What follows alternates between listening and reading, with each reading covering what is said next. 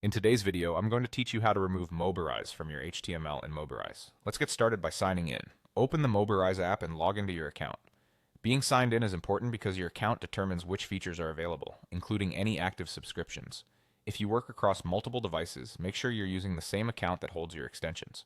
Once you're logged in, look to the top left corner of the app for the main menu, usually shown as a three-line or hamburger icon. Click that to open the menu. This is where Mobirise keeps most of the global controls and anything related to your profile and application-wide settings. From that menu, choose Account. The account area shows your profile, plan details, and installed extensions. It's a good place to confirm that your code editor subscription is active because the option we're about to use depends on it. If you're expecting that feature and don't see the subscription listed, you may be signed into the wrong account or the extension may not be activated on this device.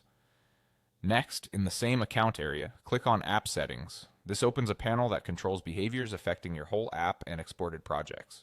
Take a moment to scroll and review the available options so you know what's toggled on for your environment. Now find the setting labeled Remove Mobirise from HTML.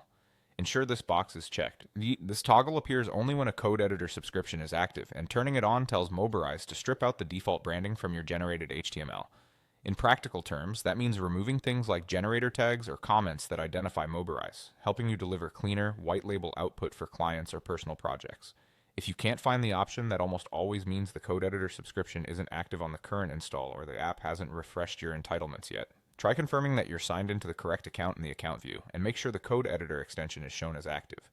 Keeping your app up to date also helps, as newer builds surface settings more reliably. After confirming your subscription status, return to App Settings and look again for the toggle. With the option enabled, you're all set.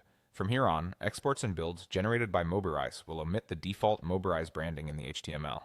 It's a simple change that keeps your markup professional and aligned with your brand standards. That's it.